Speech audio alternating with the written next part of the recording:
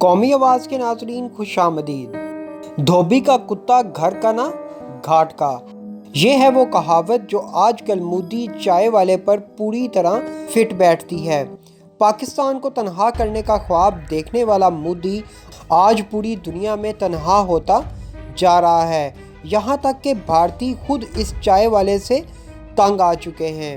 پاکستان کو black list کرواتے کرواتے بھارت خود ہی بلیک لسٹ ہونے کے قریب پہنچ گیا ہے۔ اس دفعہ بھارت کے خلاف کوئی اور نہیں بلکہ امریکہ بہادر نے ہی بھانڈا پھوڑ دیا ہے۔ سفارتی محاذ پر پاکستان نے مودی کے ہوش اڑا دیے۔ اب ہوگا دودھ کا دودھ اور پانی کا پانی۔ کون بچائے گا اب مودی کو؟ FATF میں پاکستان کو تو بلیک لسٹ کروا نہ سکا، لیکن اپنے آپ کو سب سے بڑی جمہوریت کا راگ الاپنے والا بھارت کا مکروہ چہرہ پوری دنیا کے سامنے بے نقاب ہو گیا ہے۔ آج کی ویڈیو میں ہم آپ کو بتائیں گے کہ اپنے دیش میں غنڈہ گردی کرنے، اپنی انتہا پسند جماعت کی سوچ اقلیتوں پر تھوپنے کی اب مودی کو سزا بھگتنا پڑے گی۔ عرب ممالک کی بیٹیوں کی توہین بھی مودی کو بہت مہنگی پڑنے والی ہے۔ عرب ممالک کیا مودی سمیت بھارتیوں کا بائیکاٹ کرنے جا رہے ہیں؟ امریکی کمیشن کی رپورٹ میں بابری مسجد سے متعلق کون سا اہم فیصلہ سنایا گیا ہے؟ کیا امریکی کمیشن کی رپورٹ کے بعد مودی متنازع شہریت بل کو آگے بڑھا سکے گا؟ کیا امریکی کمیشن رپورٹ کی مذہبی آزادی کی خلاف ورزی کرنے پر بابری مسجد کی جگہ رام مندر کی تعمیر رک جائے گی؟ امریکی کمیشن کی رپورٹ کے بعد دنیا کے صفحہ اول اخبارات نے بھارت سے متعلق کون سے اہم انکشافات کیے؟ ویڈیو میں تفصیل سے بتائیں گے۔ کیا اب دودھ کا دودھ پانی کا پانی ہونے والا ہے؟ کیا بھارت سمیت مقبوضہ وادی کے مسلمانوں کو اب آزادی ملنے جا رہی ہے؟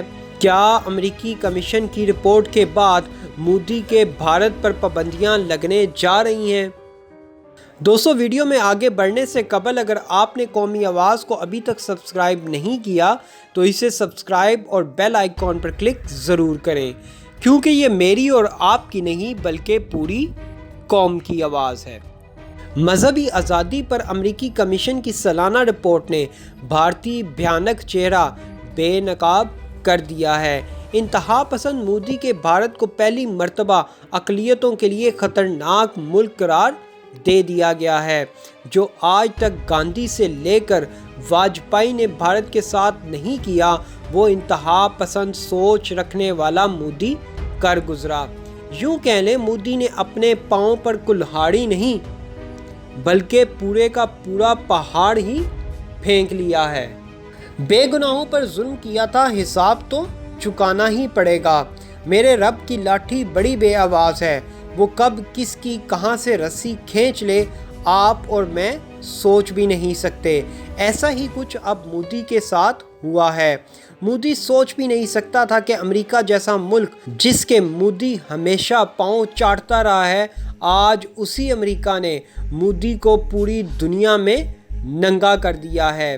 اپنے دیش سے مسلمانوں کو نکالنے کا خواب دیکھنے والے مودی کے امریکی کمیشن رپورٹ نے 14 طبق روشن کر دیے ہیں۔ عالمی سطح پر آزادی مذہب پر نظر رکھنے والی امریکی کمیشن USCIRF نے ہندوستان کو خصوصی زمرے یعنی بلیک لسٹ میں شامل کرنے کا عندیہ دے دیا ہے۔ اس تنظیم سے متعلق آپ کو بتاتے چلیں کہ یہ تنظیم پوری دنیا میں آزادی مذہب پر کڑی نظر رکھتی ہے۔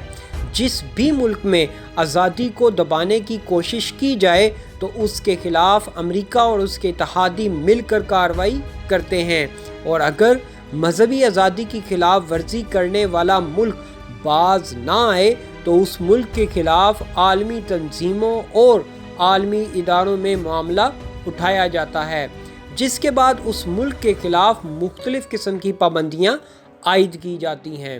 امریکی کمیشن کی مذہبی آزادی پر 2020 کی سالانہ رپورٹ میں انکشاف کیا گیا کہ ہندوستان میں 2019 میں مذہبی آزادی کی بڑی تیزی سے مخالفت دیکھنے میں آئی ہے، جس میں اقلیتوں پر بہت زیادہ حملے کیے گئے ہیں۔ امریکی کمیشن کی رپورٹ میں لکھا گیا کہ بھارت کا رویہ صرف مسلمانوں کے لیے خطرناک نہیں بلکہ آج بھارت میں تمام اقلیتیں ہی غیر محفوظ ہیں۔ امریکی ادارے کی رپورٹ میں ایسے 328 مختلف واقعات کا حوالہ بھی دیا گیا جس میں بھارت میں جبراً مذہب کی تبدیلی کی کوششیں کی گئی ہیں۔ بھارت میں کروڑوں کی تعداد میں ایسے لوگ بھی ہیں جو مثبت سوچ کے حامل ہیں اور سیکولر بھارت کے حامی ہیں، اور وہ افراد اپنی آوازیں بھارت سرکار کے رویے کے خلاف اٹھا رہے ہیں۔ دوستو، ویڈیو میں آگے بڑھنے سے قبل اگر آپ نے قومی آواز کو ابھی تک سبسکرائب نہیں کیا تو اسے سبسکرائب اور بیل آئیکن پر کلک ضرور کریں، کیونکہ یہ میری اور آپ کی نہیں بلکہ پوری قوم کی آواز ہے۔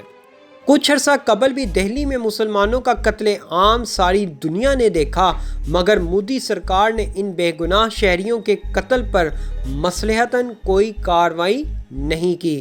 رپورٹ میں خلیجی ممالک کا بھارت کے خلاف کارروائی تک کا بھی ذکر کیا گیا ہے۔ مودی جو بھارت کو اپنی انتہا پسند جماعت RSS کے نظریے پر لے کر چل رہا ہے، اب ہر طرف سے ہی نقصان اٹھانا پڑ رہا ہے۔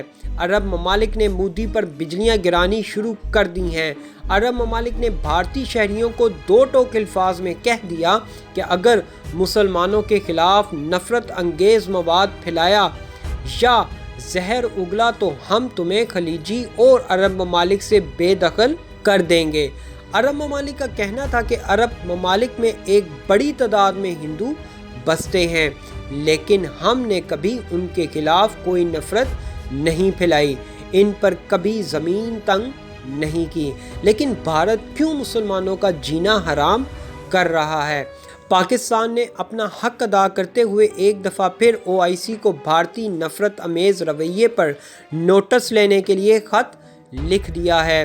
شاہ محمود قریشی نے دیگر اسلامی ممالک کے سربراہان سے بھی رابطے تیز کر دیے ہیں تاکہ مسلم امہ مل کر بھارت کا بائیکاٹ کرے، جیسے متحدہ عرب امارات نے بھارت کے خلاف ایکشن لیا ہے۔ بھارت سے متعلق اس وقت بین الاقوامی ہیومن رائٹس تنظیموں اور بین الاقوامی میڈیا کی رائے تیزی سے بدل رہی ہے۔